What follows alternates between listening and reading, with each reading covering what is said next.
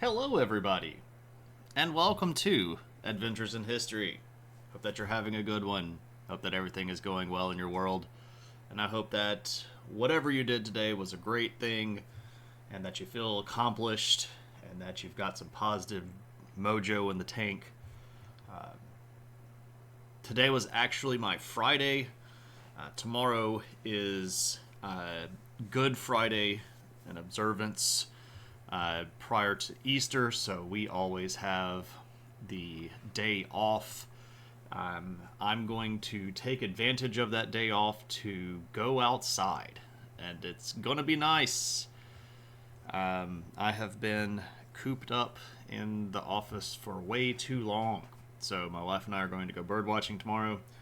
There's a really good spot not too far. Well, I mean, it's fairly far. It's like an hour and a half away, but it's not like super duper far out of state or anything like that.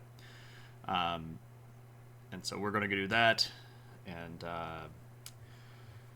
have some lunch and then go bird watching along the Gulf Coast, along the shore. So that's the plan. Um, I don't actually know where we would do geocaching in our area, Silver. I'm sure that there are places around here that have them. I have never particularly been uh, super duper involved in looking those up. I know it's a huge hobby that a lot of people are very excited about, so I don't doubt that there are ones all around here. Um, I've just never personally looked into them. Also, hi Silver, Matt, good to see you as always. Welcome in. And welcome to everybody, regardless of whether or not you're just hanging out or chatting or lurking or doing whatever. Hope you're having a good one. So, we are going to continue our discussion on the history of government and politics tonight. And we have progressed through quite a long span of human history. And we are currently going to spend the episode here discussing Roman history, and specifically what Rome did in relation to politics and growth of political and governmental ideas and technology. So, Rome never existed. Fake news. Yeah, I saw that person on Instagram. Was it Money, or was it TikTok? I can't remember exactly where that person was, but there was a probably late 20s, early 30s woman arguing that Rome was completely made up. And I suspect the entire account was done as a troll. And I watched, I think, the first video that got popular and then never cared again. You've never heard of her, but you like her. Okay, cool. Well, uh, Money, if that was the the deep and convicted cry of a person who believes that they know the truth. You don't believe in Rome, it never existed. Okay, well, you are welcome to hold that position. It is wrong, though. It's a lot of work building stuff to have been made up. Yeah, yeah. The historical backlog of Roman data and evidence is pretty high. Pretty high. Um, but welcome, Money. And Moose, good to see you. Hope you all are doing quite well. So, again, just to catch everybody up, or maybe if this is your first time in, we are doing a series on the history of government and politics, and this was done, or at least it was initiated out of a lot of questions that I began to receive about how government works and where these ideas came from. And this is obviously in light of a lot of the political things that are happening. If you are watching this at some point in posterity, we are in the early months of 2025 under the second Trump presidency. So there's a lot of questions about how government works and why and how. So Obviously, this is a conversation that we should perhaps have had maybe years ago as an attempt at trying to head off some of this stuff. But it's never too late to try to better yourself and never too late to learn. So that's what we're going to be doing here. Rome is fan fiction like Las Vegas and Atlantis. Atlantis, yes. Las Vegas, I've never been. Well, yeah, it just. I don't know. Well, I've never spent time in Las Vegas. We'll just have to say it that way. Steve the John, welcome in. You've never been happier to be a Canadian. Well, I, as a what I would consider fairly atypical American, quite like the concept of having good friends to our border. So, not everybody thinks Canada is the 51st state, or should be, or is a significant trade threat to us, right? So I don't have a problem with Canadians, except for the fact that they get real Cadbury chocolate, and I'm stuck with the Cadbury distribution of chocolate in America that's actually Hershey's chocolate, and we know the difference. I mean, I'm still for real, like, going to eat the Cadbury Easter eggs because they're my favorite, but I know that they were different, and I know that they're different in other countries. And I've had the goodness, and I recognize that I'm being jilted. But, you know, we get what we could get, right? You don't remember landing in the sand when you went to Vegas on a plane. That's fair. There is a lot of sand out there, though. As a homeschooled Christian white male brought up in a cloistered Fox News den, it's all fake news. Well, that's true. There's a lot of it going on out there, I guess. Mostly referencing the deportation stuff. Yeah, that's pretty alarming. We'll just say it that way. But let's get into our topic and our material for the night. So we are talking about Rome, and a fair thing to say here is that this is a direct growth of governmental ideology that follows the path that we have been laying out. Last week we did stuff on the Greek world, and obviously the Greeks are going to have a fairly large impact on the Romans. The Romans are going to have several instances where they directly look at the Greeks' model of government and politics, and they're going to take some of these ideas and sort of adapt them to their own. So, where should we start? And one of the things that we talked about a lot, Romans go to houses. What's up, Inspector Diamond? So in the chat we have Romanes eut domus, Romans go to houses. Yeah. A great reference to Monty Python, which I completely appreciate. Anyway, we talked a lot about citizenship in our discussion last week in the Greek world, and it's fair to say that citizenship is something that the Romans are going to take from the Greeks' influence, but definitely make their own and definitely expand. And a lot of our modern concepts of citizenship start with the Greeks, but are going to be very heavily refined by the Romans. So let's briefly revisit citizenship here, and we will talk specifically about Roman concepts of it.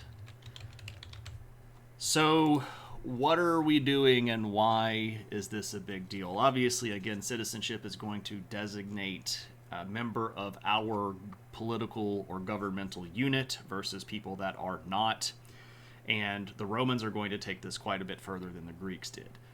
They're going to solidify a lot of the places where the Greeks had sort of nebulous ideas of what citizenship was, and they're also going to expand the number of people that have access to citizenship. Both of these are really big deals. Both of these are going to influence us today, right? So, when we talk about the differences, there are plenty. And one of the big ones is that the Romans are going to have very clear ideas on what a citizen is and what a citizen is not. And this is a little bit different than especially the early Greek concepts of citizenship, where there's a little bit of a debate as to how one became a citizen or what exactly citizenship was or the motivation behind it. A citizen in the Roman Empire or the Roman Republic is going to have quite a bit of very clear distinction between non-citizens. For example, they're going to have the rights of citizenship, and there are many of these. These are things like the right to have private property recognized as your own, and have that private property reinforced by the courts. So if someone steals your stuff, if you are a citizen, you have legal recourse against them. If someone damages your stuff or such goes on, you can bring legal suit against them. You have the right to have your marriage recognized by the government. And marriage is going to enter a sort of new phase here where citizenship was not really that big of a deal when it came to the concept of marriage under the Greeks. Marriage by itself was not necessarily looked at in the same way between the Greeks and the Romans. The Romans had very clear concepts of what marriage was and wasn't, and they also had 3 different versions of it. So we're not going to go too deep into all of these individual applications of things, but because mostly we would be here all night. But the idea here of you being able to recognize your marriage as a legally binding concept, this is a big deal. You are going to get voting rights if you are a male citizen. You are going to be able to hold public office if you are a male citizen. And you are going to have exemptions from certain types of punishment if you were a male citizen. And among these are things like limits to the number of lashes you could get if you were going to be whipped. Also, prohibitions against some of the more harsh punishments like crucifixion, and the promise of trial by jury if you are accused of crimes. All of these things are huge and very important. And if you listen to these rights that were retained by Roman citizens, they're going to start sounding a lot like the rights of most Western and developed countries today. Things like the right to have property secured, the right to certain trials by jury, the right to vote, the right to hold office. All of these things are becoming synonymous with the concept of citizenship. And this is not necessarily going to dissipate that much throughout the rest of time. So even though this is going back sometimes as far as into the 500s BC, so something close to 2,500 years, these ideas are going to become fairly cemented in the concept of citizenship, which is why you see this still showing up in concepts of citizenship today. The Romans also had more ways to obtain citizenship. The Greeks are going to have different versions of this, and it gets a little kind of squirrely. You could sometimes obtain Greek citizenship just by living in the city at a certain age. That is not necessarily going to be the case when it comes to Roman citizenship. They're going to have certain ways to obtain this that are a little bit more involved than just living there. If both of your parents were citizens and you were born into a family where you had 2 citizen parents, you were going to be conferred citizenship by your blood. But there were other ways to do this as well. And it's worth noting that not everybody that lived in the cities had citizenship. Now, this is something, again, that's quite different than the Greeks, because in a lot of the concepts of what made a polis, this is, again, the Greek word for city, a polis was that the people that lived there were all part of the same group, and the same governmental group. So if you, in most Greek cities, met the requirements for citizenship and just lived there, you were then a citizen. But that's not necessarily the case here in Rome. You're going to get it through blood, and then through usually one of 3 other ways. For primary, and what they would hope is that you would do military service.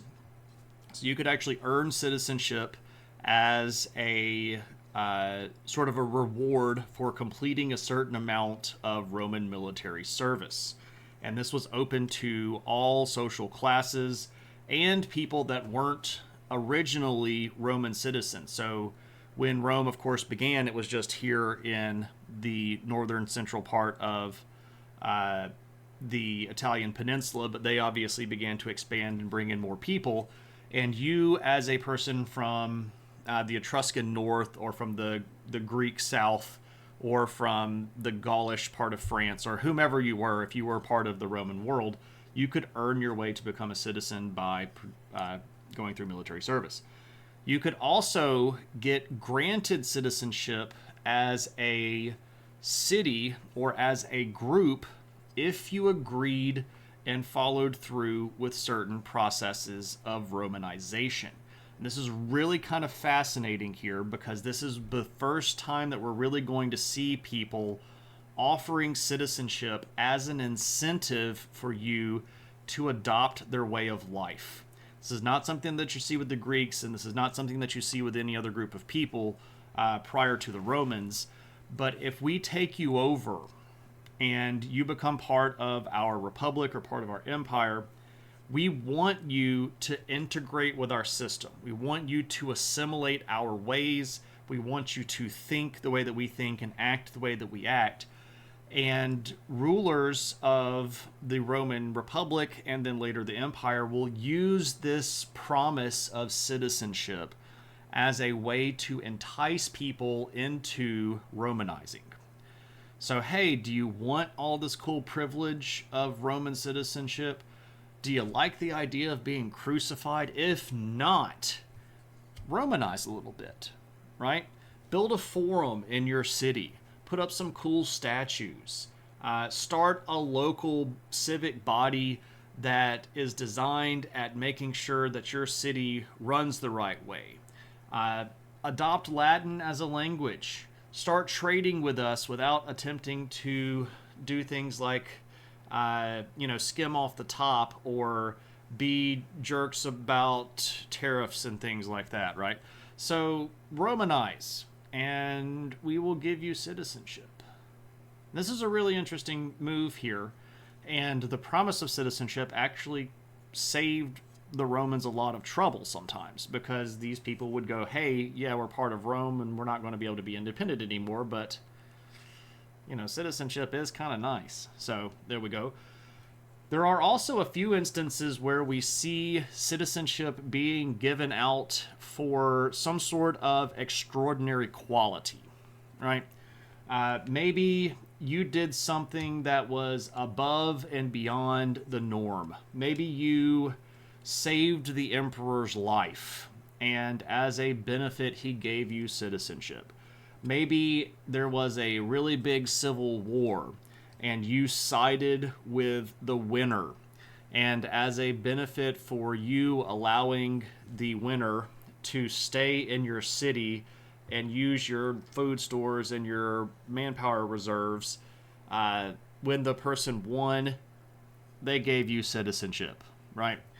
So these are things that are sort of like medals that you could maybe give out to an entire city, but instead of them being just something to kind of have nice, but and put on the shelf or forget or give to your grandkids who don't really want them, you now have citizenship, which is again a very tangible thing for the Roman world, right? Another thing that's quite different and is again a fairly significant shift from the Greek concept is that women could have citizenship in the Roman world. Now, this was not exactly the same type of citizenship as men had, but it was a substantial step towards a more equal society. Women had the right to own property. They could be the heads of businesses. They could initiate divorce from their husbands. And this is a really big and very fascinating cultural development here. This is stuff that we do kind of lose. Future governments do not allow women to divorce their husbands, even those that are following what they would call the Roman ideal, right? This is something that people in early America couldn't do. But a Roman woman that was a citizen could initiate divorce proceedings against her husband. They are going to be able to hold religious positions of authority. So they could be priestesses, they could have leadership roles in the religious world if they were citizens.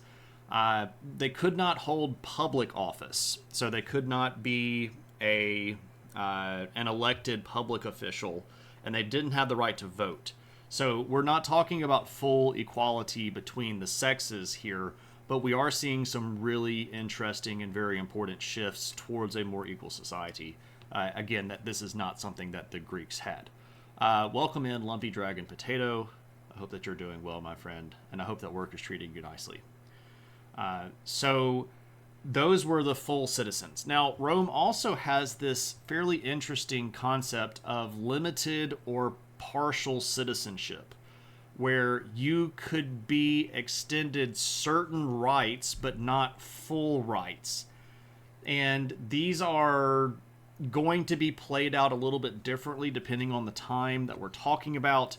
At some points, these are people groups that have been familiar and friendly with the Romans, that are part of the Roman sort of orbit, but not necessarily part of the Roman world, empire or republic. They might be extended friendship status. The word here is soci. They might be given a certain deal with the Roman world if they're going to do things like fight for the Roman government. If you were a group of people that had signed on to fight in conjunction with the Romans, you might get federati status. This is where we get the word federate or confederate. You know, like you're my friend, and I'm going to extend to you certain rights and privileges as my friend, but you're not really a full citizen. So don't get too far ahead of yourself. Yes, this is the friend zone, exactly. So they have like friend zone level citizenship sometimes. Cave Geek is here, and Noger is here. Welcome in, friends. OG Mountain Dragon is also here. It has been a while. I hope that you're doing well, Mountain Dragon. Welcome back in. So Roman citizenship is much more involved than the Greek concept of citizenship. It's more delineated in rights. It's very clear who has and who does not have citizenship. And you can also use it as a more sort of utile function within the larger government world, right? I can do things with this citizenship, like entice people to be friendly with me, or to convince cities that we've taken over to Romanize, or to make treaties with potentially hazardous groups of individuals by allowing them certain freedoms, like freedoms to trade with our people in our trade hubs, that kind of stuff, right? So there's an interesting addition that's kind of like a little cherry on top of all of this concept of citizenship, is that all citizenship could be revoked. And there was a certain expectation of participation for all levels of citizens. And you were expected to participate in civic functions. You were supposed to follow the specific terms of your citizenship agreement if you were like one of the socii, or if you were a federati, or if you were one of the other groups. Regardless, there were going to be terms. And this was seen here as an agreement where you got the rights, but you also were expected to follow through with some version of duty or service. And this is something that's also very new, right? You could live in a Greek world. Steve Nigerian Art is here, raiding in with a party of 19. I did just say duty. What's up, Steven? Hello to everybody from Steve Nigerian's chat. My name is Shane. I am a college history and sociology and anthropology teacher. And we're talking history of government tonight, trying to figure out where our government came from. And we're talking about the Romans and a lot of the changes that the Romans made to the ideas of government that are going to still be things that we deal with and affect us today. So, how was your stream? The Roman world ended up partially a dumpster fire. What's up, Bruce? Good to see you. Hey, man. Hope you're doing well. It's been good to keep up with the stuff that you've been posting on chat. I am super jealous of your China trip, by the way. Super jealous, super jealous. It looked like a really, really good time. I don't know if I could go to China. I've said really mean things about the government. But good to see you. It was mostly friendly. Yeah, but it's still foreign travel, and that's kind of my jam. Let me back up before our raid. We had a question that popped in. The question said, what ways could women become citizens that would have been different than how men would? Okay, so Mountain Dragon, that's a fair question. Women were not allowed to participate in military activities, so women did not have the angle of gaining citizenship via the military, and you really did not see women being singled out for gifts of citizenship very frequently. I can't think of any off the top of my head, but I don't want to say that it never happened. Usually the best way for a woman in the Roman world to get citizenship is to have two citizen parents. That was the most easy transition way. If you lived in a city where everybody in your city got citizenship, obviously that would include all of the women. So there was not any necessarily different way to get that based on biological sex. So it's not like women got citizenship this way, men got citizenship that way. It's just more like everybody that qualified could. But there were obviously ways that women were not going to be able to participate, specifically like the military. That's a great question, though. Great question. As much as you would like to, you got to go eat, that's for sure. What about marriage to a citizen for either gender? You did not get citizenship via marriage. It was not something that you obtained simply by marrying a citizen. That's a fair question as well.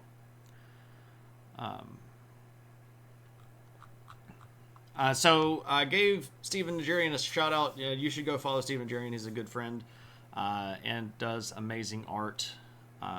Lots of dragons and snowy mountains and castles and things like that. So if you like that kind of stuff, you should go follow Steve.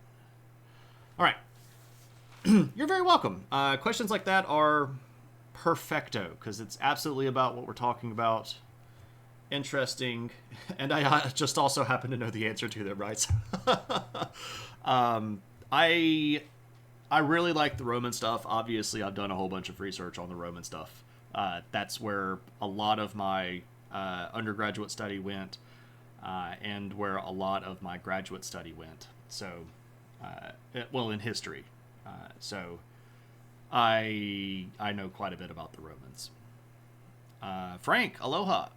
Who had the authority to ignore the rules and make people citizens outside normal channels? No one did. And we'll actually talk about that in just a bit, but the Romans were very, very strict on staying in your lane. And they were very, very, very convinced that individuals should not have unlimited power. How would one demonstrate that they are a citizen when required? That's actually a really great question. You didn't usually have paperwork for this. You had to have usually witnesses if it was going to be questioned. So, for example, if you got arrested and tried with a crime and you appealed to trial by jury and said, I am a citizen of this city and I am a citizen, have rights, you would have to find some people that could corroborate that story. They did not necessarily just believe you off the top of the head. So, obviously, if you're living in Rome, You knew whether or not you had citizenship. Um, and after 212, it doesn't really matter because Caracalla, the emperor at the time, passed an edict that said everybody in the Roman world that they had conquered was a citizen. So, subsequent to 212 AD, everybody was a citizen if you were inside the Roman world, which makes a lot of stuff better and a lot of stuff more difficult to handle because he inadvertently gave citizenship to a lot of people that were very much not Roman in mind. They were just Roman in presence, if that makes any sense. So, also good questions. All right. But anyway, so you had this citizenship. This is what we were talking about prior to people coming in. We were talking about citizenship here. But there were these requirements. You were expected to do civic duty. If you did not do this duty, your citizenship could be revoked. If you were a coward and ran away in the middle of battle, you could have your citizenship revoked.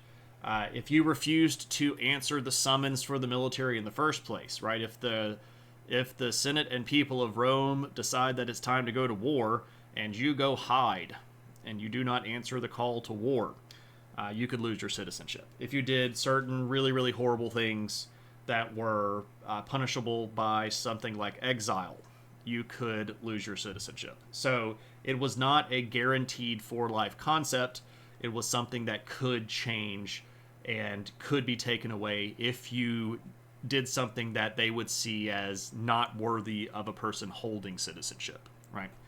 So that would usually have to go through a court unless we're talking about later parts of the empire where the emperor had effectively unilateral control over all of the government and his word was law. This is during a period of time that we call the Dominate. So you have two phases of the imperial period. You have the Principate, where the emperor is basically seen as the highest government official, but all of the other government bodies are still holders of power. And then when we get to the Dominate, basically here, the emperor has all of the power, and the civic bodies effectively just have local jurisdiction over day-to-day operations of their city or their area. But that's an ideological shift that happened during this thing called the Severan dynasty, and we don't have to talk about any of that tonight. Anyway, so that's citizenship. We also start developing in the Roman world a much more defined concept of bodies of voting power. The Roman Republic was a republic, and by establishing themselves as a republic, there are going to be votes on things.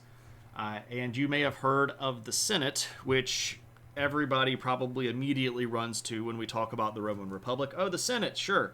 That was one of many different voting bodies. Right, the Senate was obviously the powerful elder statesmen who had held office previously that were also of sufficient monetary rank to be in the patrician social class. It's obviously the most prestigious. It's what you want to end up in eventually, but it is by far not the only one. And the Senate did not have as much power as a lot of people tend to think. They didn't really have that much in the way of electoral power for offices. Most of those were handled by some of these other voting bodies. For example, the Tribal Assembly. The Tribal Assembly was basically the people. If you've ever seen the abbreviation SPQR, right, as a reference to Rome, specifically the Roman Republic, this is Senatus Populusque Romanus in Latin. And what this means is the Senate and people of Rome. And when we're talking about the people here, we're talking about the tribia usually. And this is the voting body of all citizens. And these people are going to have uh, a lot of power, especially in the early Roman world. It is a bit of a stacked deck, though. What's up, Rethius? Welcome in. The original numbers of tribes was 35, and if you were a citizen of the city of Rome or the surrounding areas, you were established into a tribe, and you know which tribe you were a part of. Each tribe got to vote as a unit, but what's really kind of shady here is that the common people, the plebeian class, was crammed into the last of the 4 tribes. So the first 31 tribes were patricians, and the lower ranking people were all in 4. So this is what we might... It's not necessarily gerrymandering, but it's definitely stacking the deck. And they voted in order. So many cases were decided prior to the plebeian class getting the right to vote in the first place. You know, so if we are looking for a majority out of 35, if all of the plebeian classes disagree, but all of the patrician classes agree, the plebeians don't even get to vote in their tribe, because we're going to get to, 18 votes, and then we don't have to go anymore because that's the majority, and majority rules, right? So, it's not the world's best voting situation, but it did still have quite a bit of power. This is going to be able to pass legislation. You can be tried in front of the tribes.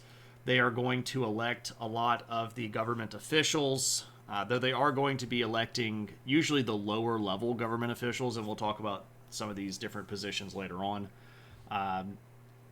But this is a big group, and everybody that is a citizen gets to vote if you are qualified. Obviously, a man, right? Chocolate Mints, what's up?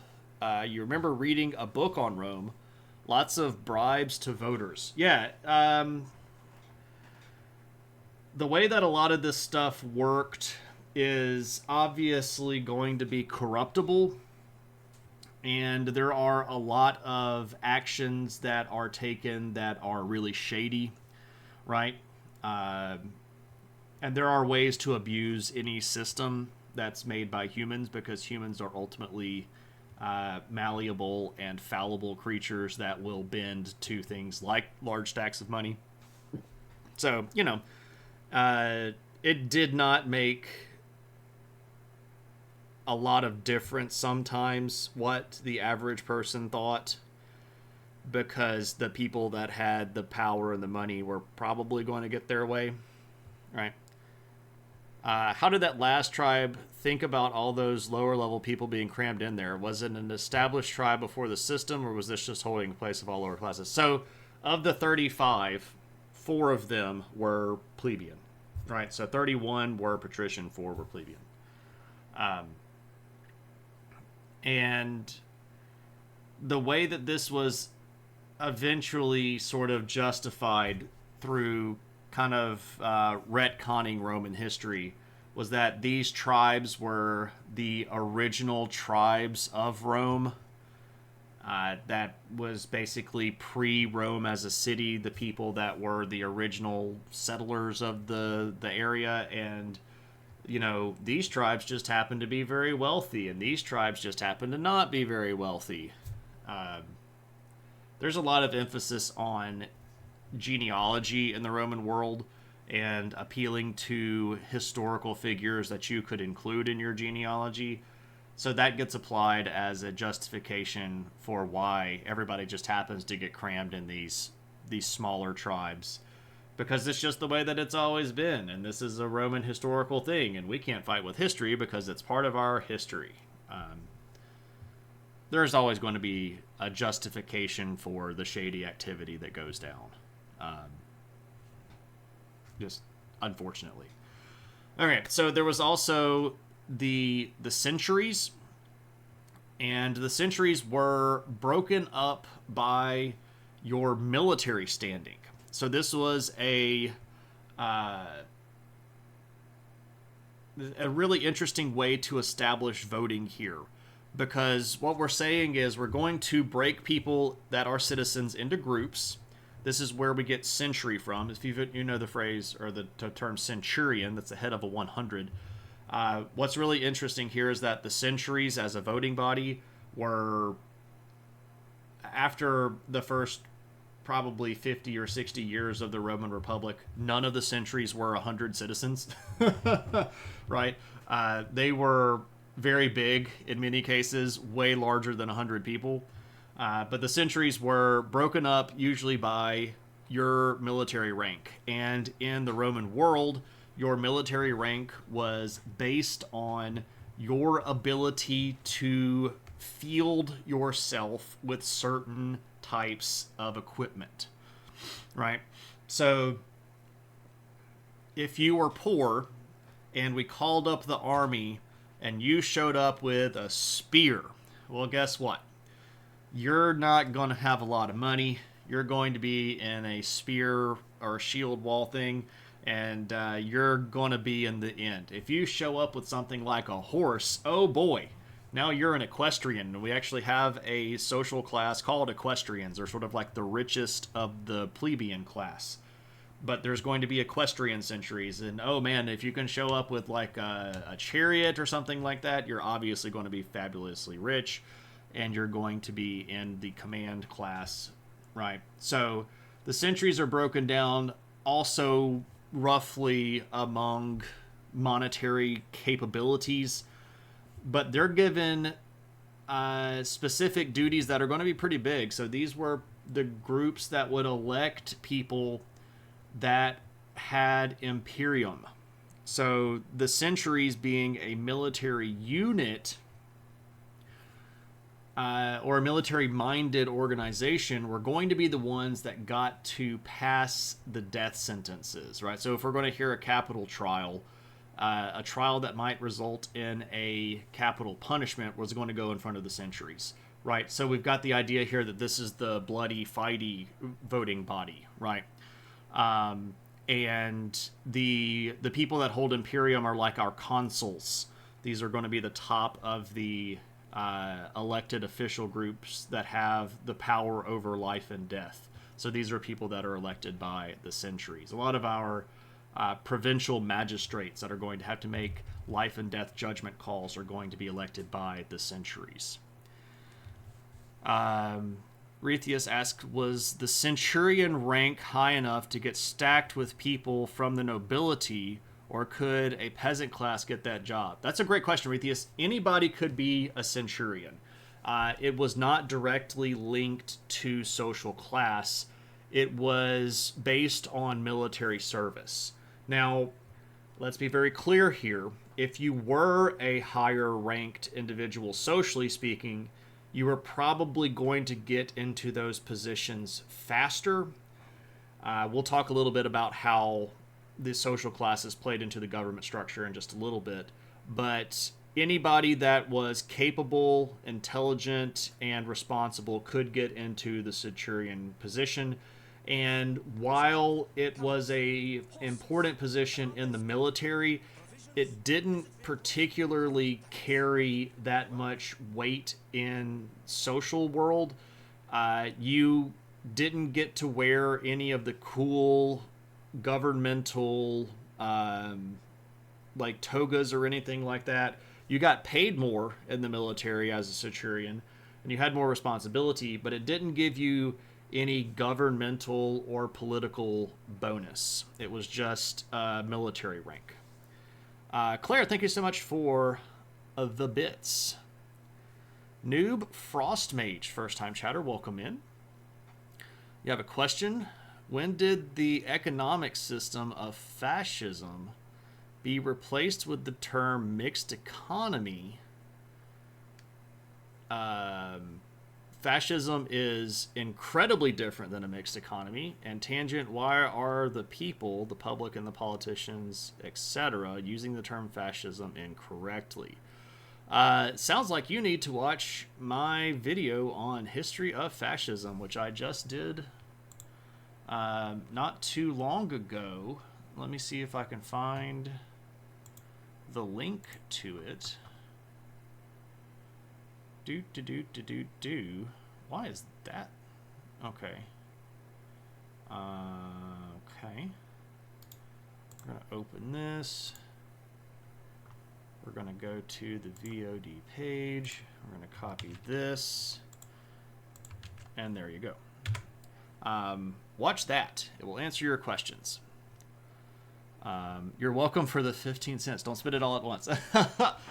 Claire, I have added a command, not specifically just for you. Anybody can do the command, but specifically with you in mind. So Claire, if you want to, you can be the first person to use it. You can do !pupdate for an update on the puppy. And I will change it as needed.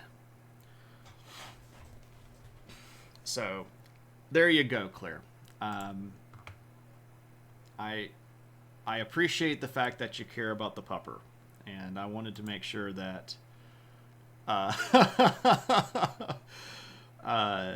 I could always make sure that you had the ability to check in, and I knew that you would appreciate that. So, there you go. Okay, so if we look at yet another... What's up, Uncle Bill? Good to see. Ooh, I missed a question. Let me roll back up.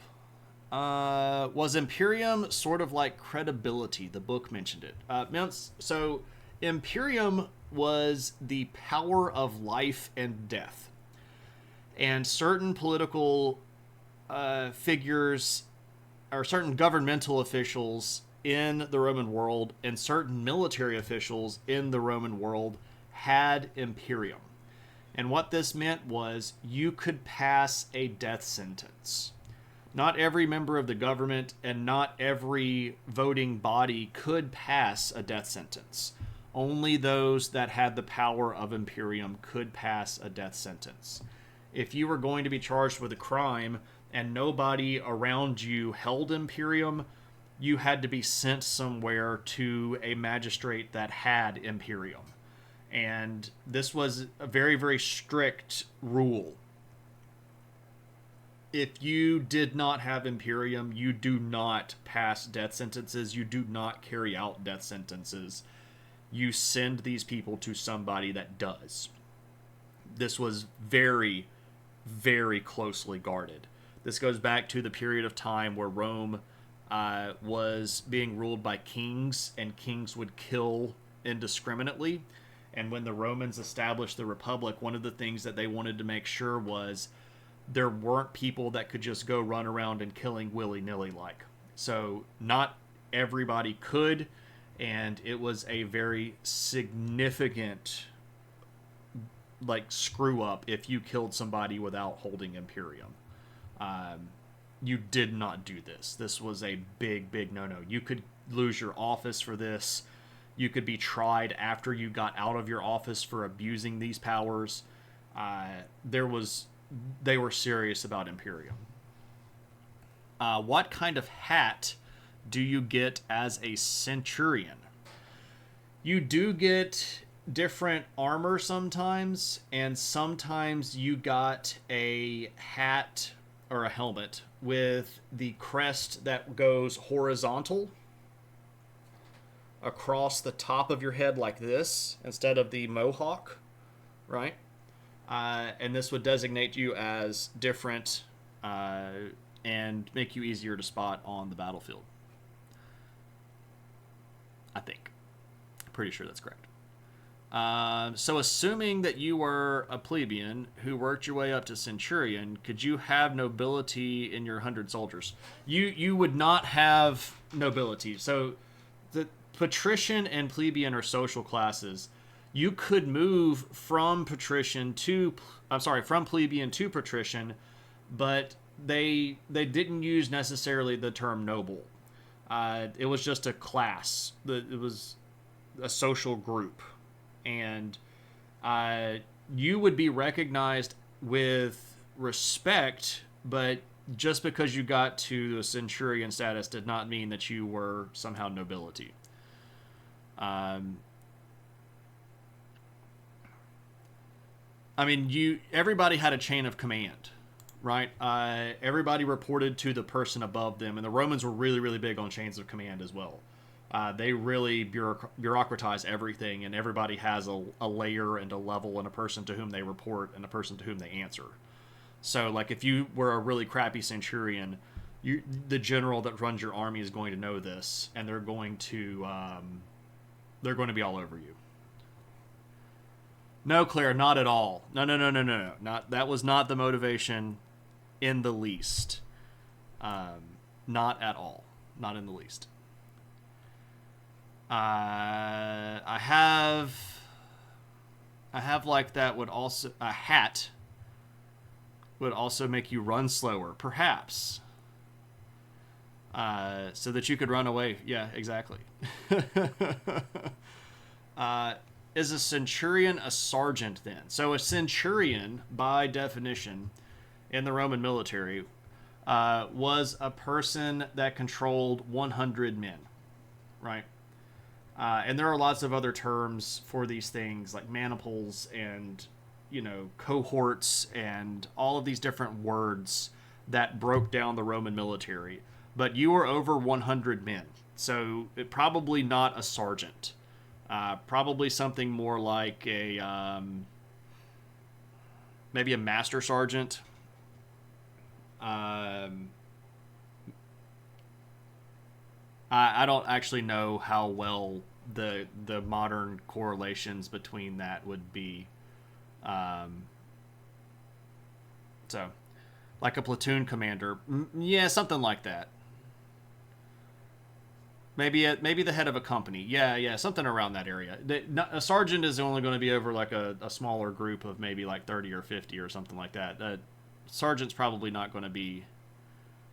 I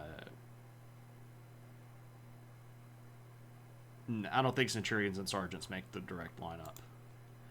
Were they hot? I'm sure carrying all of that stuff and marching around without an air conditioner was probably pretty hot.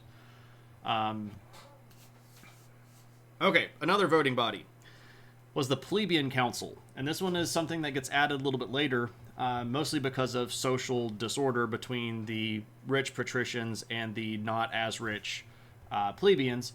And the plebeian council is going to get to elect some officials.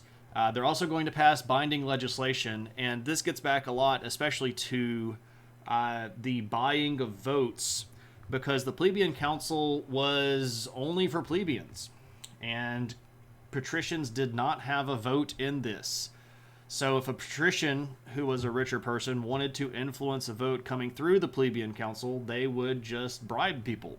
Now, this was obviously against the law, and it was definitely against the honor of the structure, but it absolutely happened, if we're just going to be honest. There were also cases where we see people that were patricians basically abandoning their social class and getting adopted by a plebeian family so as to become plebeian, so that they could run for offices that were only held by plebeians. Because some of these offices like tribune became very powerful. Because of powers that they held and the political utility of that power. So this is a system, like they resort to plebeianage. I'll take that word, Maddie. I appreciate that. They plebeianized themselves. A social demotion for a political promotion. It's a really, really interesting social maneuver here. But yeah, it starts happening. People will demote to promote. So anyway, we have lots of different voting bodies and lots of different ways that this works out. How common was that, being adopted by higher ranking families? Adoption in the Roman world was very common, and it was a legal thing that would be completely legally binding. It was also a religious thing. If you got adopted, you would be brought to the house or the household of your adopted family, and there would even be this little ceremony where you would get introduced to the household gods and the family ancestral spirits, and you would be like, "Hi, household gods. Here's the new member of our family. Please make sure that you protect the member of our family that's new. And ancestral spirits, please make sure that you bless this new member of our family." And then you are considered literally part of the family. They had a much easier adoption structure than we do in the modern world. And adoption was very common. The first emperor, Augustus, was adopted by Julius Caesar in Julius Caesar's will, right? So Octavian was actually his nephew, not his son. But when Caesar died and adopted Octavian as his heir, Octavian became legally and religiously his son and promoted himself as the son of Caesar, just like a natural-born son of blood. So, like, there was not really a lot of distinction here between natural-born son and adopted son. So it was pretty common. But patrician, sorry.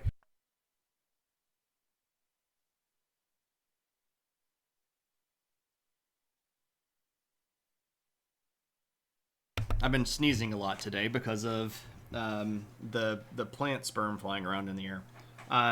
But a patrician adopting a plebeian didn't happen frequently. It could happen, but a plebeian adopting a patrician also didn't happen that frequently. Usually, if you're going to be adopted, it's within the same social class. You don't see a lot of jumping. Sometimes when the lower level patricians spent a lot of time around some of the higher ranking plebeians, you might see something like this person was in my military unit and I spent 10 years on the battlefield with them, and as a thank you I'm going to adopt them into the family to give them patrician status. You see some of that stuff happening, but it's not super duper common for inter social adoption to happen. Romans might be the most cool adoption ever. Yeah, I mean, they're super cool about it. They're just like super cool. How do you propose to somebody to be requested to join the family? You could literally just make this as part of a business deal, right? There were plenty of situations where I would propose, for example, a merger of businesses. And as a part of the merger of our business, you would just adopt me as your son, and boom, then we had, the two businesses would become part of the same holding of the same family. That stuff happened all the time. If you were going to try to make some sort of political move, and your family had a lot of money and another person had a lot of money, but they didn't have biological males, right? You could just adopt one of their younger siblings, like a person that wasn't necessarily of voting age, and say, "Look, here's my son," and then that family's money would kind of become your money, and then you would have giant stacks of money, and you would work with the women who are running that family to use their connections to help you get elected. So, for any kind of social, political, governmental benefit, adoption was a very common part of this. Okay. I heard the story that Julius Caesar tripped and fell on the beach of Carthage in front of his army and twisted it into him kissing the sand because he was worried about superstition. I don't know about that because Carthage wasn't really very much of a city at that time period. And I don't actually... Maybe this is me showing my ignorance, but I don't specifically remember him going to Carthage or going to Africa at all. Maybe I'm wrong about that, but I don't particularly remember that story. So I'm going to have to say I don't know. Please adopt this pleb. Exactly, right? So, now Scipio Africanus beat the junk out of Carthage. Yeah, Carthage was basically salt at that point, pretty much.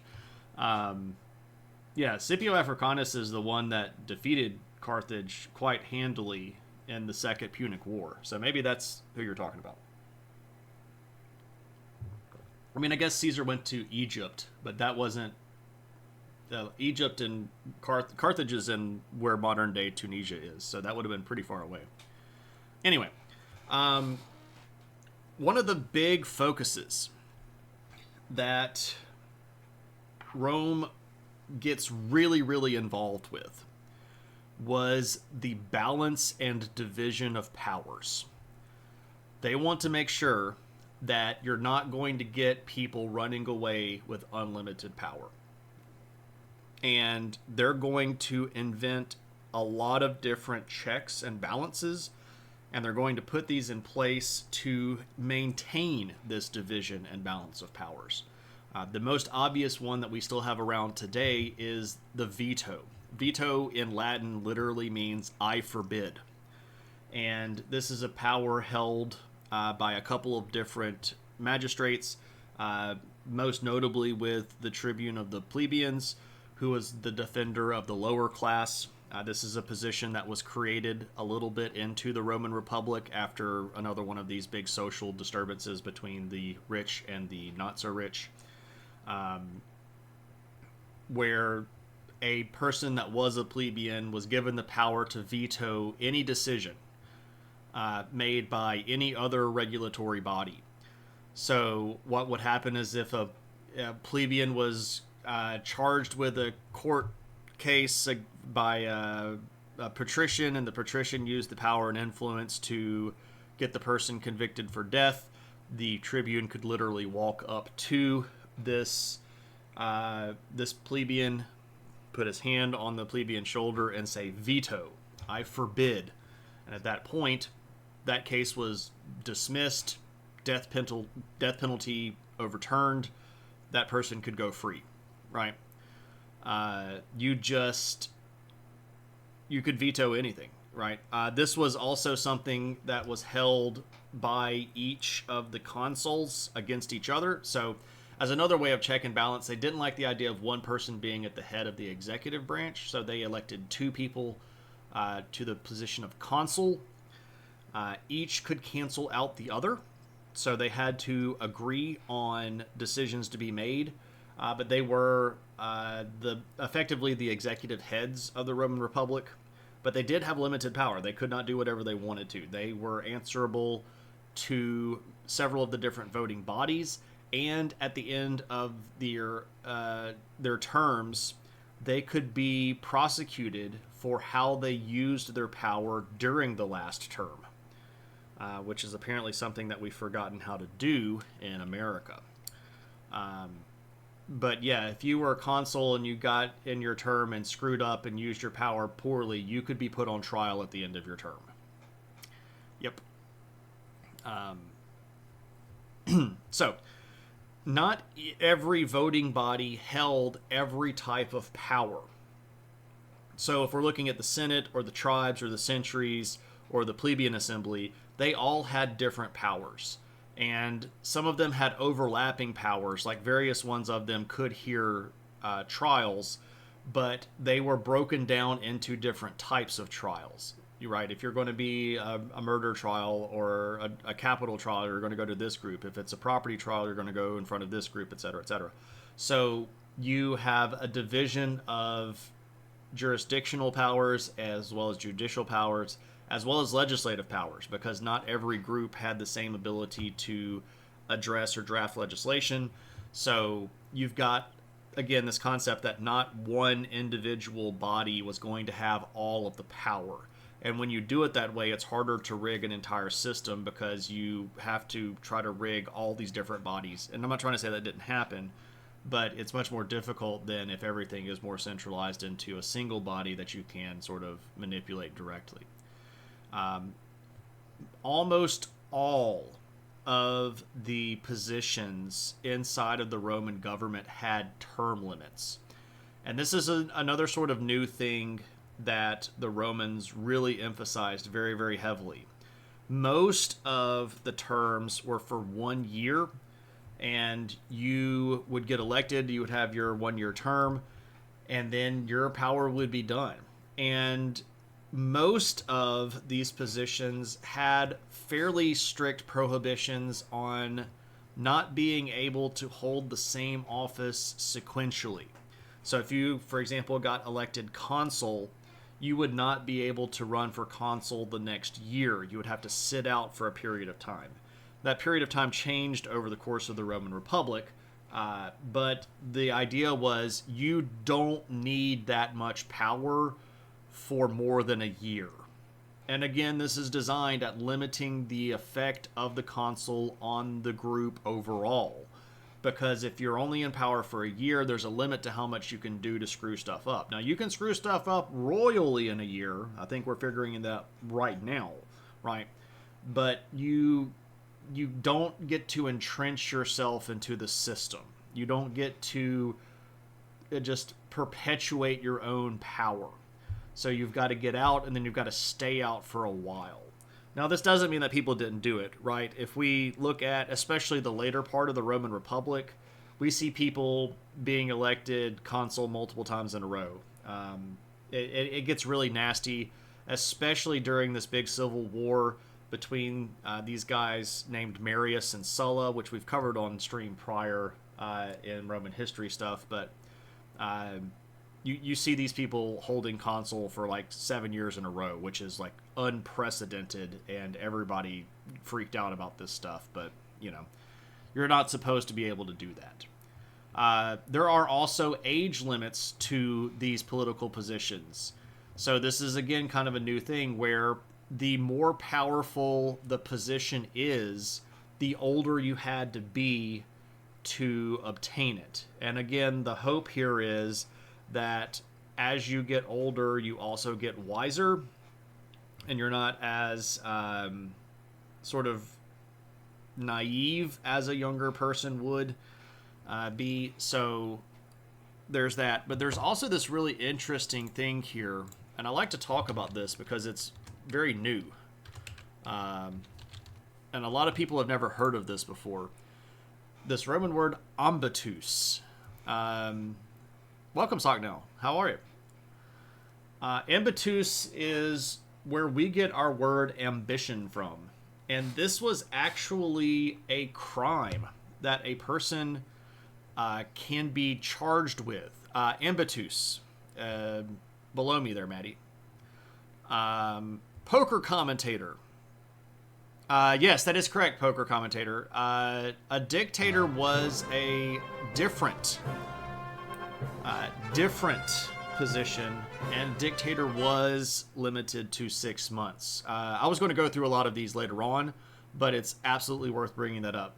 Dictator was a special position that had a lot of power, which is the reason why you didn't get to hold it for a year. There's also censor. Censors didn't have 1-year terms. They had 18-month terms. So not every position was just a year, but the vast majority of them were. But fair to point out, commentator. Ambitus. Ambitus. But this was ambition. And you could get charged with the crime of ambition, right? If you did something that was super sketchy, if you tried to do something like jump your position and try to run for something that you weren't necessarily traditionally supposed to run for, that could be that way. If you tried to bribe elections, you could get charged with this. If you tried to flash way too much power and retain power after your term, you could get charged with this.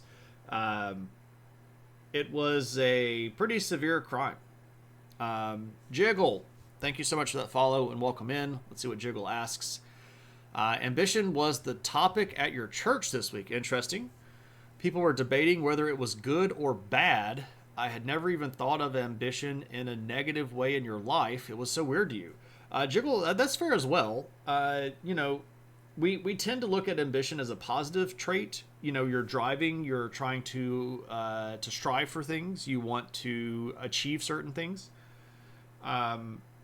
But that drive can also blind you to things like cause and effect, right? If I want to achieve this goal at whatever the cost, I'm stepping on people to get there. And then that way ambition is bad. And the Romans saw ambition as something that could be severely damaging to the public good, to the this concept of the general good things. Romans had this term called mos maiorum, which is like the way of doing things that was right. Sort of the I shouldn't say that word because it brings up to a whole lot of different stuff. This is not accurate. I was about to say social contract, but that would have brought up the whole Rousseau argument. It's not a social contract. It's more like the way that you're supposed to do things so that everything is the best. Sort of like a collective social morality, if you will. Cincinnatus is an interesting story. Absolutely. Cincinnatus is a very, very famous Roman. Not sure how factual, but the basic idea is that he resigns immediately after dealing with a crisis. Yeah, that was he gets a lot of praise for that, right? Because he was doing the right thing. And he gets remembered for doing the right thing.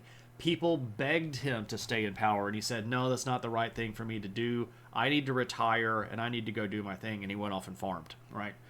He did come out of retirement a couple of times when the Romans really, really needed him.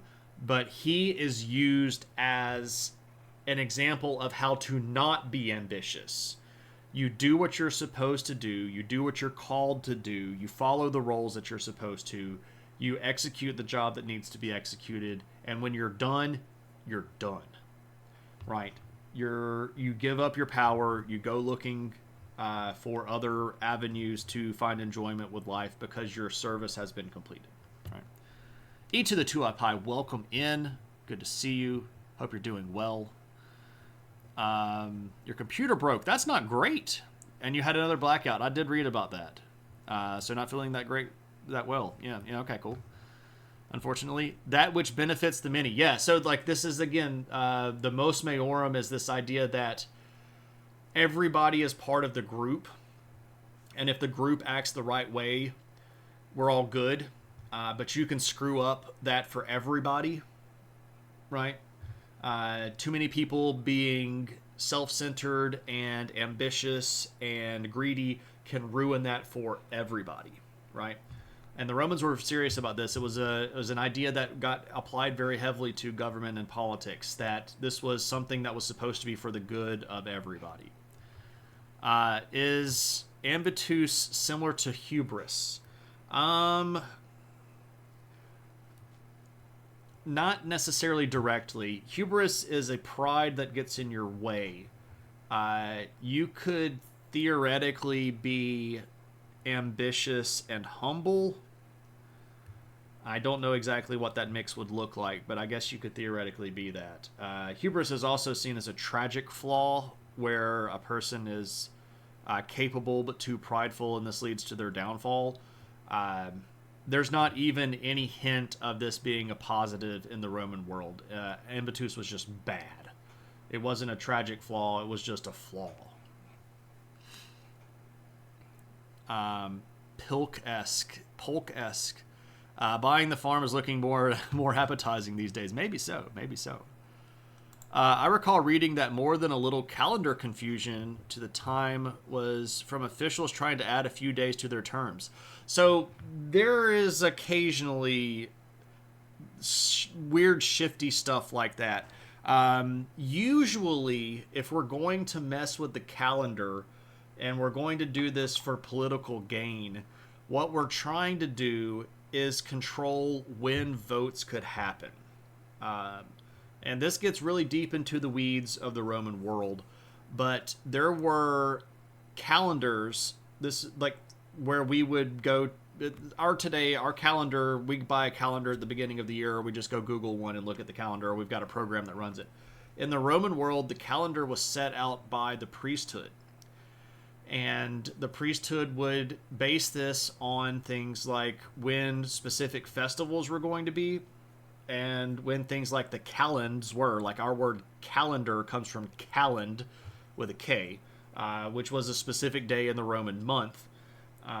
But the idea here is that the priests would set the specific days that were good or bad. And based on this calendar, you could have votes or you could not have votes. And on certain days, the word was nephos. You were just not supposed to vote because the omens were bad, or it was a day that was set aside for a religious ceremony, or it was a day that was supposed to be dedicated to a particular god, etc., etc., etc. There's a lot of different reasons for things to be bad voting days. And one of the things that you could do if you were so inclined and you had a flamen, so a flamen is a head priest of one of the different cults of the Roman gods. They could declare a day nephos if they wanted to. If you knew that you were going to lose a vote because we were going to have a vote on this day, you would just go bribe your priest buddy or trade a favor with your priest buddy, and right as the vote was about to happen, he would come running out and go, nope, the omens are bad. We can't do voting today. If we vote today, we're going to displease the gods. So nope, we can't do votes today. And especially as the Roman world grew and more people got citizenship, more people had to travel to Rome to vote. So if your people that were going to show up to sway the vote your way hadn't reached the city yet, you definitely wanted to delay the vote long enough for your guys to come in and show up to make the vote. So there was calendar manipulation like that, especially common, especially by the end of the Republic, using the religious hijack to delay votes or pass certain sentences was absolutely a thing that happened. Could you put it in a sentence? I have Schadenfreude from looking at my coworker being reeling from their hubris. Perhaps. And in the French, we still use nephos to mean something is bad. Yeah. It's the same word. That is sneaky, Dragon. That is sneaky. That's the point, though, right? You know how the system works, and then you can game it. But if you got caught doing that, that's ambitus. If you got busted bribing a flamen to declare a day nephos so that you could get a political advantage, and they got you and they got the evidence, oh, that's all about some ambitus, and you're busted. You're in trouble, right? At that point, you just don't do it. Now, another thing that the Romans develop a lot is the concept of the court system. Now, the Greeks had court systems that were more or less, developed, but our court systems today look a lot like the Roman courts. Maybe nephos is the origin of nefarious. I don't actually know that one. I can see it, but I can't say yes or no on that. Somebody could etymology that pretty quick and figure it out. But that seems like a word that I should know, but I don't. I would like to know everything, and I'm working on it. I'm just not there yet. The court systems were a big deal. And the Roman courts were a vital part of their government and political structure. There were multiple levels of courts, and their courts were going to hear different kinds of cases. Judges tended to be elected officials, but they didn't have to be. They could also be held as sort of big groups, right? So the judge, as it were, could just be the group to whom is going to decide your case. We are going to see juries here. We're going to see juries. And originally here, this is where we get the phrase jury of your peers. And when we see this being used in the Roman world, what we're talking about here is a jury of your same social class. So if you were a plebeian and you were going to be tried in a jury of your peers, the jury members would be drawn from the plebeian class, and vice versa with the patricians. And then later on, when the equestrians gained a little bit of a sort of middle class power, the equestrians actually took over the function of some of these juries and trials in the courts. So this is where we get the jury of your peers, all right? We see a lot of emphasis on codifying, recording, and publishing the law. And this is where tables comes in. The original Roman legal code was called the 12 Tables. And the story goes that when the Romans were attempting to set up the Republic, they decided that they needed to figure out how to run government effectively, and one of the things that they decided to do was publish the law. And they did a lot of research, and this group of 10 people, I think it was, or was it 100? It's the Decemviri. I guess that would be 10. They went to Greece and talked to people there. Whether or not they actually went to Greece, we don't know. But they supposedly went and toured around in Greece, or they went to Greek cities and asked them how they did government, and they got some ideas and they brought it back, and then they adapted it to the Roman way of life. And they wrote all of this down on 12 tables. And they published these in the Roman Forum. And they were in public view, and everybody that could read them. But what's interesting here is that they encouraged people to know their rights. They would tell people to go read their rights. They would want to make sure that everybody knew their rights. They would tell you that you are supposed to know your rights, and not just know your rights, but you're supposed to talk about this with other people. You're supposed to have discussions about how your world is going to be affected by your rights. So they are big about this. And again, this comes from the fact that they had gone through this period of time in the early Roman world where they were ruled by kings, and these kings were very tyrannical and not very good to the Roman people. So they wanted to ensure that everybody knew where they stood. This idea of the Republic was a concept where people had legal rights through citizenship. You should know these. You should be able to talk about these. You should be able to defend yourself if needs be, right? So the publishing of the things here was a big deal. So looking at the definition of nefarious here, wicked in the extreme, circa 1600, from Latin nefarious, wicked, abominable, and pious, from nephas, crime, wrong, impiety. Yep. Not right, lawful, or divinely spoken. Yeah. So especially that divinely spoken part right there. Yeah. So yes, you're correct. Nefarious does come from nephos. Good connection. How literate were most Roman citizens? Not very. Rome did have a fairly high literacy rate in comparison to other cultures, but they were still not high literacy rate. Under 15%, I would feel very comfortable. Probably under 10%. That might be me being a little bit too much. Literacy rates were not super common. But by encouraging people to talk about their rights, even if you couldn't read them, you could still know them. Right? Because if I'm talking about it and you're talking about it and everybody can go to the trial, all of these trials were public, by the way. If you had a free afternoon, you could go find a trial to go sit in, and you could hear all these people talking about this stuff, so you could know your rights even if you couldn't necessarily read them. Learned a thing today. There you go.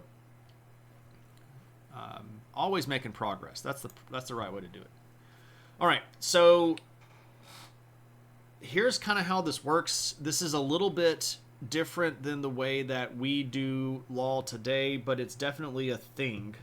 So the way that the government set up these courts to work is that you would have a plaintiff and a defendant, go figure, and the plaintiff would go before the magistrate who was seeing the case, and they would make their claim, right? This person stole my sheep. This person kicked me in the head, And the judge at that point would set a formula.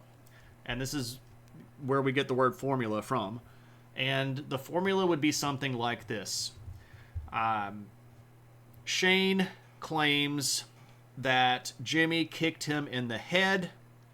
If Shane can prove that Jimmy kicked him in the head, Jimmy will be guilty, right? But what this formula did was set the argument, right?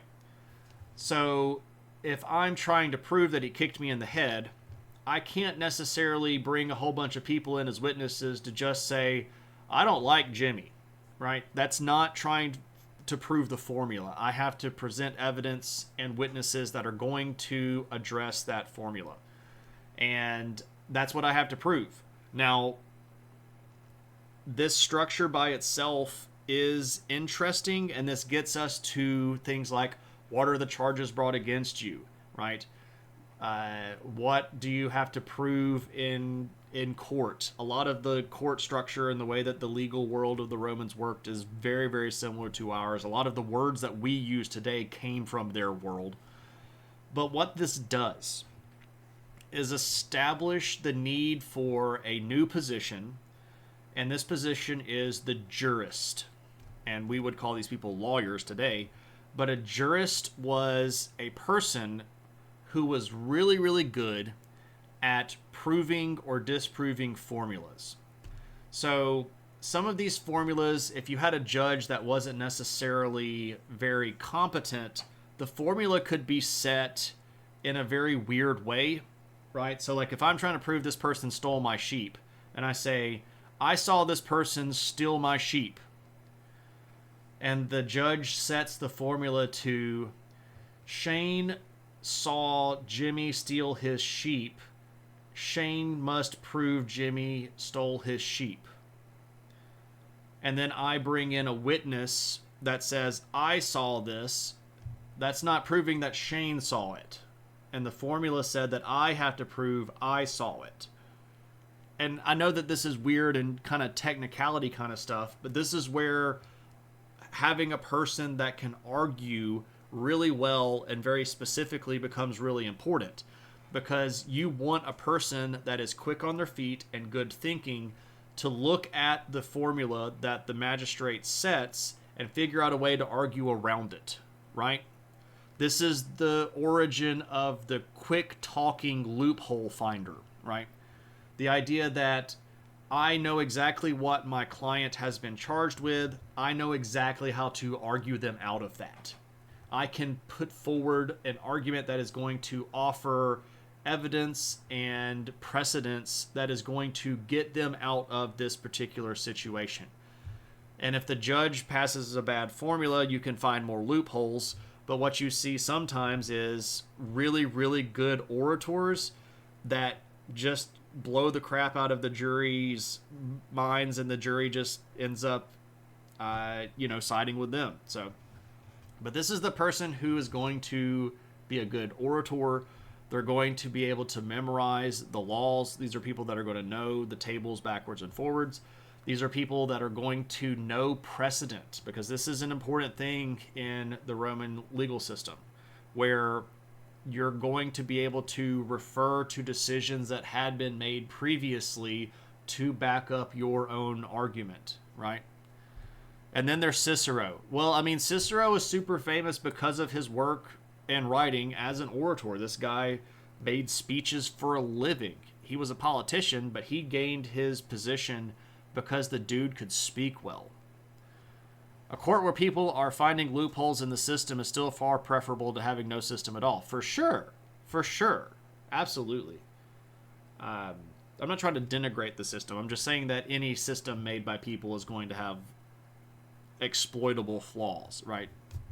So, but the Roman legal system changes their government.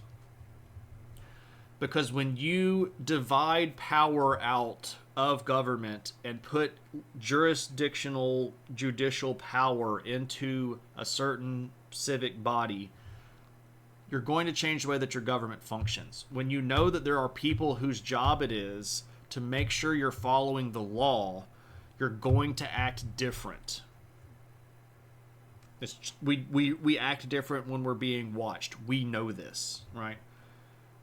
So knowing that you had to be good, knowing that you had to follow the rules, knowing that you had to follow the law, because there was the judicial system there to punish you.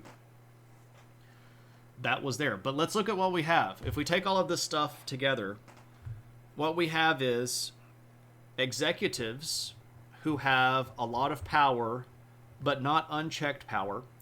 We have legislative bodies who are going to pass legislation, and we have judicial bodies who are going to enforce the law. Legislative, executive, judicial. What does that look like? Right? 3 branches of government that we have in our world today. This is a Roman thing. We're tying a lot of our stuff back to these people, right? Don, what's up? Welcome in. Good to see you. Hope you're doing well. So, it's a world that is really fascinating. We have a lot of stuff here. Man, I could talk about so much more. Let's briefly do a rundown of this thing.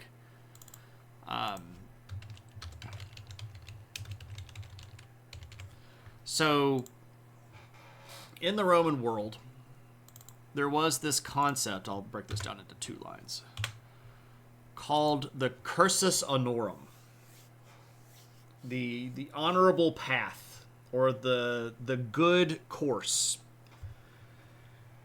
And this was basically the right way to do politics. Right? The right way to do it. If you were going to get into politics, this is what you would do. And the circle of trust. Yeah, kind of, sort of. I can see that. But the idea here was, for you to achieve certain things governmentally and politically, you needed to do it in the right way. And because they were so emphasizing this concept of there is a right way to do things, it doesn't really surprise us then that they had a particular way that you were supposed to do politics. And to a certain extent, we still have some of this around today, but we don't follow this nearly as rigidly as the Romans did. So, if a Roman person wanted to enter a life of politics, they're actually going to have to start fairly young. And usually, when you became an adult, especially if you were a patrician class, you were going to go do military. And you were going to go do military for about 10 years. And now, to be very clear, as a patrician, you're not going to necessarily be doing frontline battle stuff. You're going to be doing a lot of following elected officials around, carrying their crap, making sure that the horses get fed. You're going to probably get a little bit of activity going in the battles, but they're not really going to risk your life. You're not going to be a frontline shock trooper kind of person, right? You're going to be let's send in Junior when the battle is already won and we're just sort of killing the people that are running for their lives. You know, go kill some bad guys to get some blood on your sword kind of positions. Now, there's a little bit of debate here, and I don't necessarily agree with this, but some people say that the first step of the cursus honorum is a position called military tribune. So, military tribune is a person that has a certain level of what we might call executive power, but it is designed at making sure that the leadership of the military doesn't abuse their power against the common people in the military. So they're a check, and you would have a tribune that would travel with the military just to make sure that the person in charge or the people in charge weren't just like randomly killing people, weren't making really horrible decisions, weren't prosecuting people poorly on battlefield commands. some people say that getting the military tribune position was the first step of the Cursus Honorum. It wasn't, though. There weren't very many military tribunes. There were usually only, I think, 24. And Rome had more legions than that at a lot of positions. So, like, you didn't have a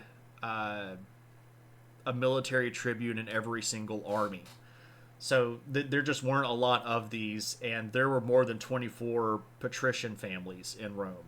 So like you didn't have to get this as a part of the Cursus Honorum, but a lot of people that went on to be pretty high in the ranking ended up getting military tribune first while they're doing military service, right?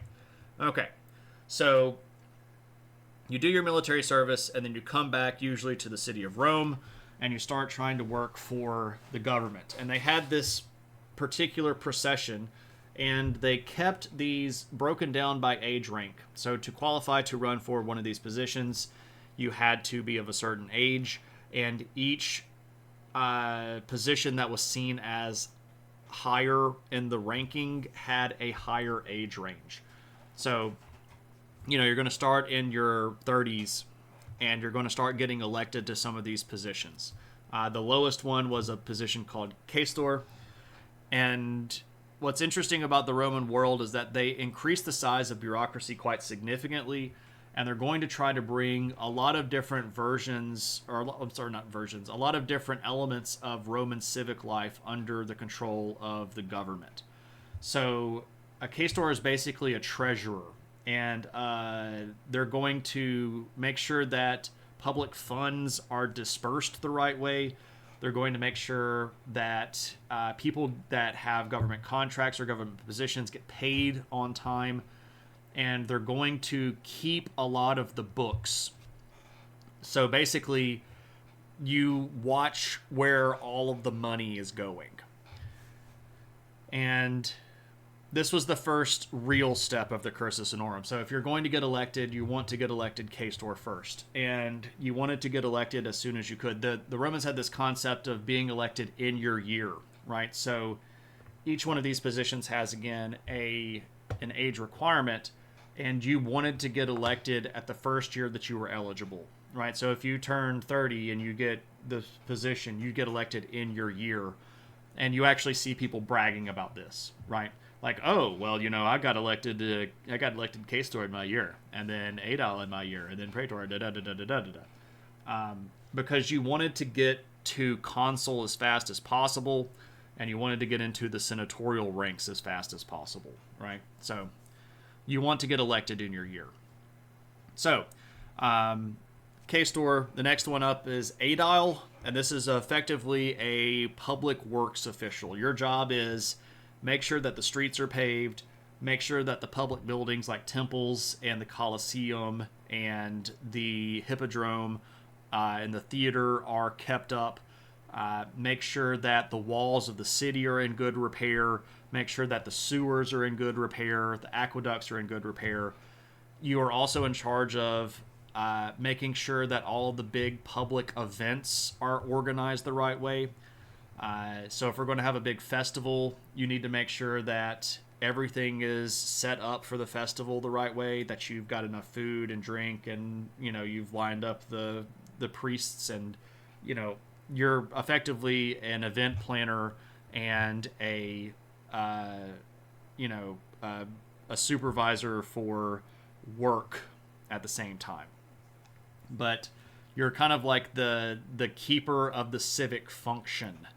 And here we mean function as in, does the city actually function, and what kind of stuff are we doing, right? If that makes any sense.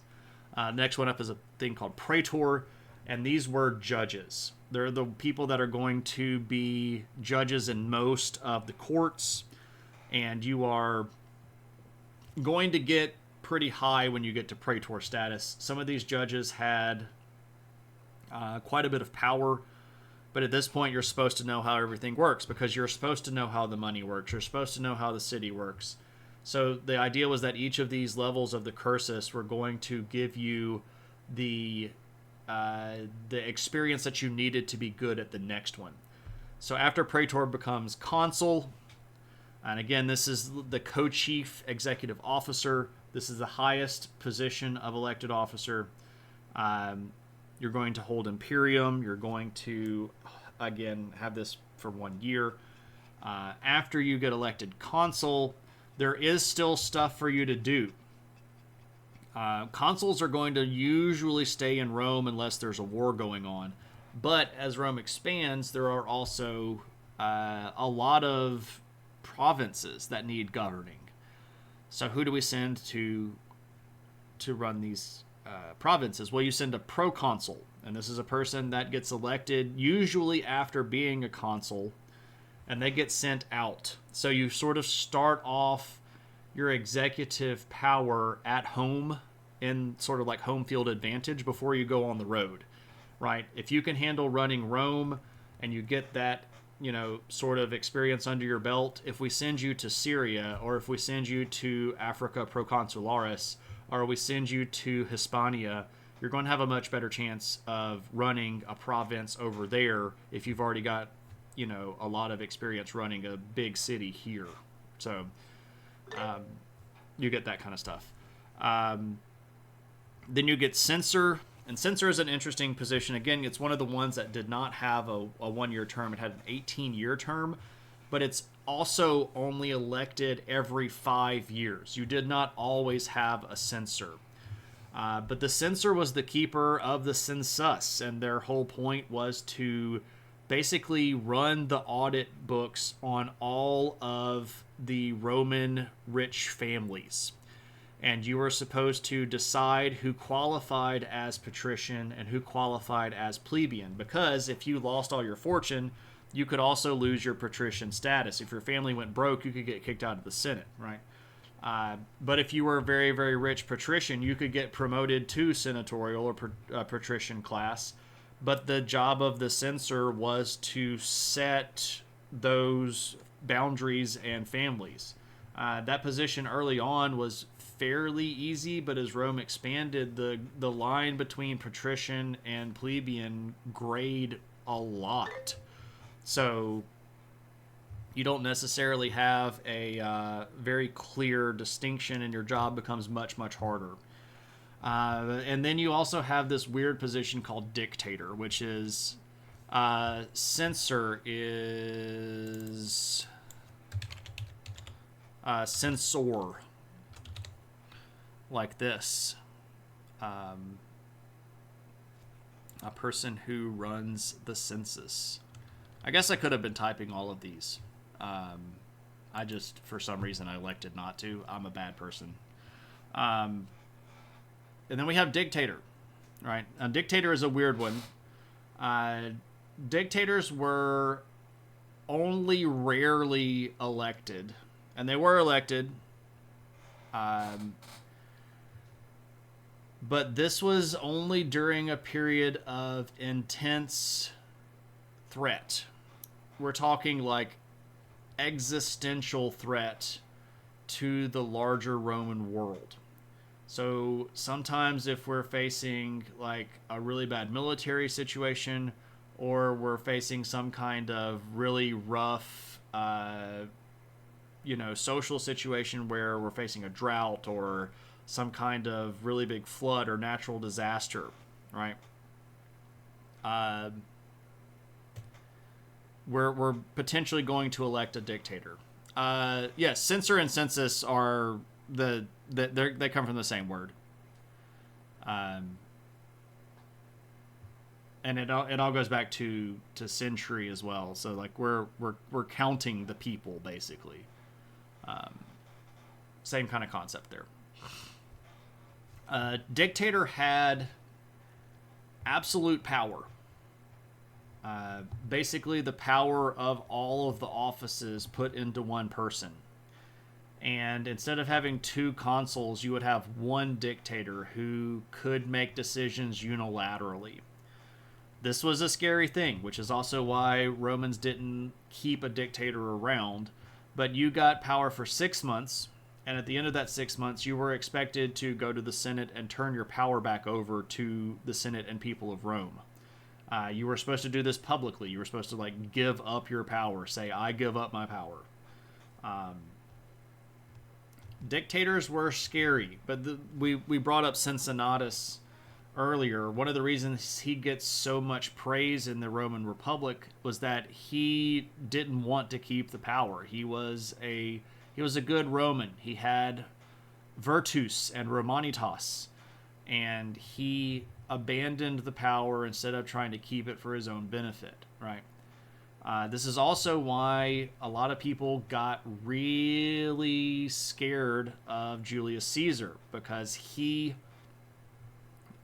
cajoled and convinced the people of Rome to give him the position dictator for life. Not just for 6 months, but forever.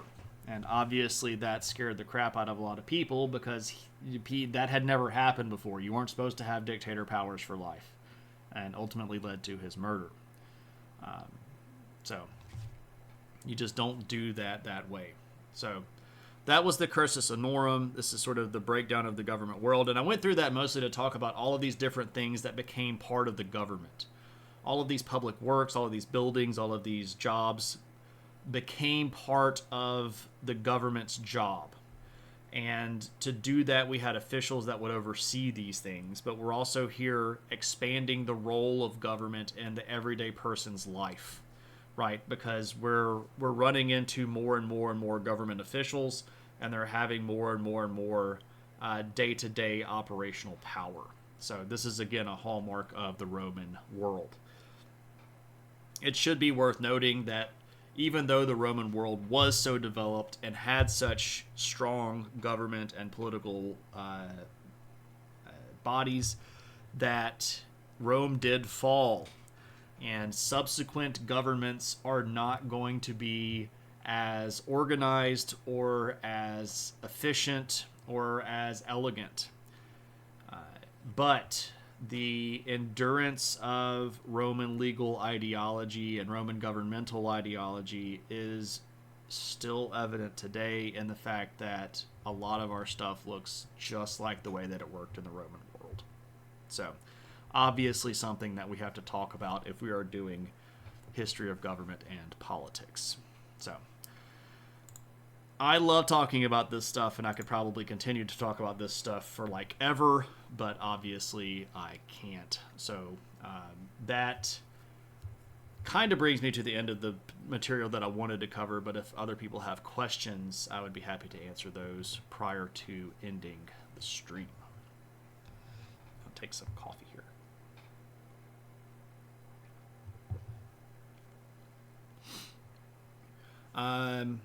Yeah, I tend to not go that route, Money.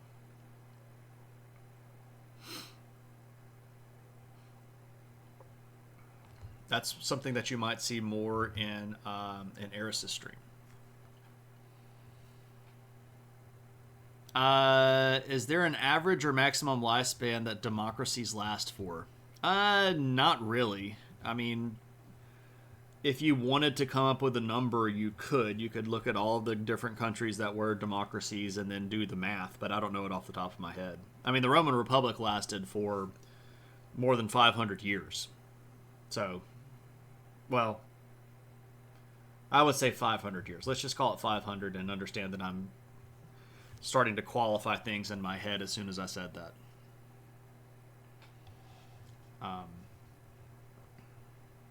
Is it just me, or does it appear that the Romans used quite a few words for the Romulan Empire?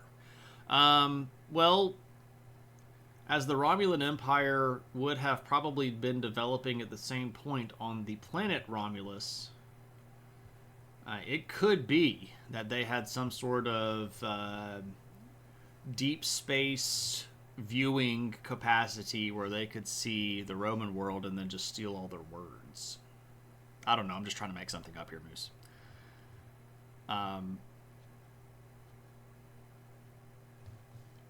More than 300 years is somewhat reassuring. Sure. Well, I mean, America hasn't even made it 300 years yet. We will not have made it 300 years until we hit 2076. So we're not quite there yet. The Greeks also stole a lot of stuff. Well, I'm sure they did. They took a lot of their culture from Mesopotamian culture and Egyptian culture. Also previous Minoan and Mycenaean culture. Also previous Anatolian cultures. Yeah, I mean the Greeks didn't develop in a bubble. They had a lot of overlap with other ancient stuff. And we've talked about history of government now for 8 episodes, and Greece was episode 7 out of 8 so far. So there's obviously a long historical train of ideology that lasts prior, or that stretches prior to the Greeks. I would hope so, Dragon. The world is going to change a lot in the next 300 years. So the world today is moving much faster technologically than the ancient world, and our technology is affecting our thought processes much differently and affecting our culture much differently. So cultural shifts in the Roman world happened much more slowly than cultural shifts in America and the modern world do. So for us to last another 300 years would be quite remarkable. In our current form, that is. I'm not trying to say that I expect the government to collapse or anything like that, but, there's no such thing as a perpetual government. You're very welcome, Lumpy, and commentator. It's what I do. I like talking about this stuff. It's interesting to me. I enjoy answering questions, and I appreciate everybody's input. So, absolutely something that I do for the love of it, because if I didn't love it, I wouldn't do it, right? In Europe, how much did lead pipes and lead in the water affect the Roman Empire? The lead theory is obviously one that a lot of people really get a lot of mileage out of. I don't know. I don't think that we can attribute everything that happened in the Roman world to lead poisoning. I think that the lead poisoning thing could probably be debunked if we actually did analysis of Roman skeletons and looked for things like heavy metal deposits. It's expensive to do that kind of stuff, and to get enough genetic material to do a cross-cultural analysis kind of thing of that would be very, very, very difficult and incredibly expensive. But I don't think that the lead thing is a really legitimate argument. I think it was a novel idea that made a big splash because of the recognition of like, oh, that's definitely a thing. And then I don't know if we can really prove that.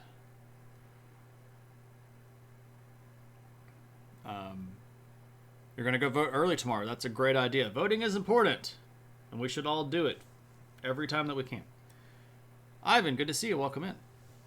Lead poisoning would make people lose their minds, and they would be ousted. Nope. Yeah, if somebody was acting really, really odd, I doubt that they would be able to hold public office for very long.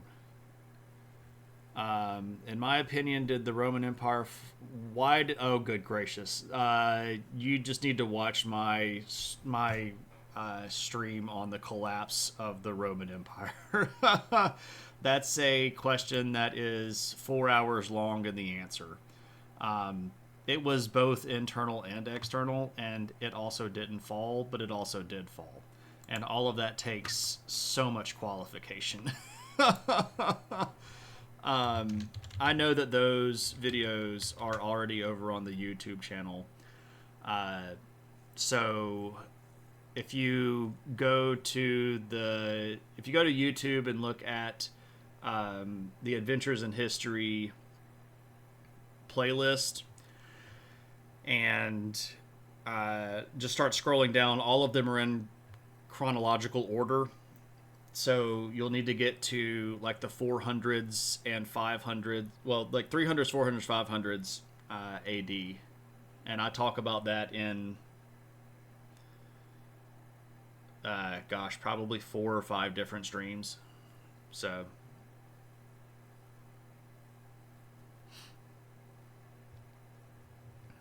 That's a whole semester of Roman studies. It is. It is, Uncle Bill. That's a lot of answer. Some in-use existing pipes still have lead. They might swap them out if they have other reasons to work, like they're working on them. If it gets bad, they stop adding protective additives and blast acid through. Yeah. So we've got stuff today that we know, but like they didn't know about lead poisoning in the ancient world. I mean, they made a lot of stuff out of lead they would handle every day. So obviously they have more exposure to it than we do. But a lot of their stuff is also like alloys of things. So that does change a little bit of it. Not necessarily to the point where it's harmless, but it could potentially be less harmful, if that makes any sense.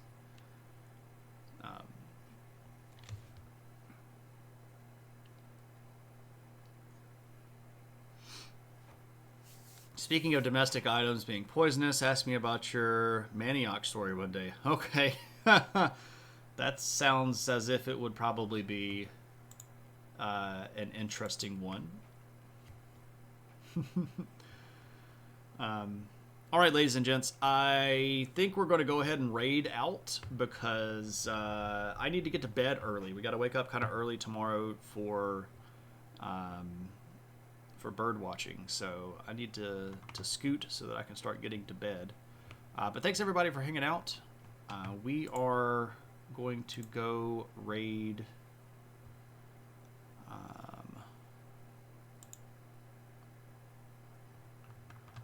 kind of a new stream friend.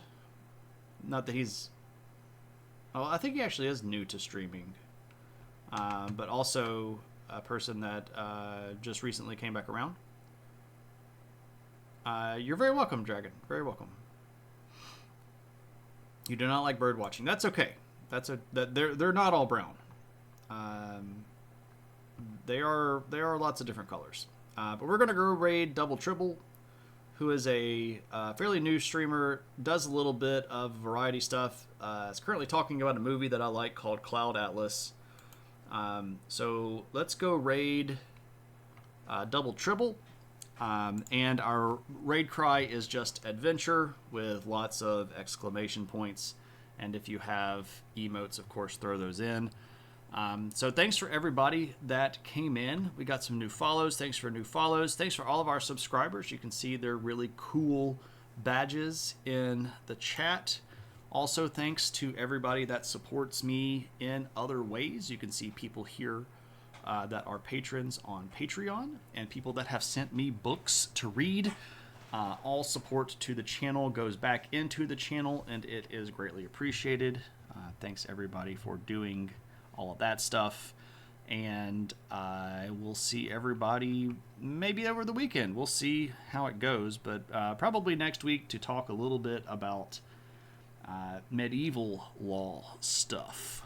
Yes, be excellent to each other. This is a great idea. But let's go say hi to Tribble, and I hope everybody has a good time zone wherever you are. And thanks very much for hanging out. Take it easily.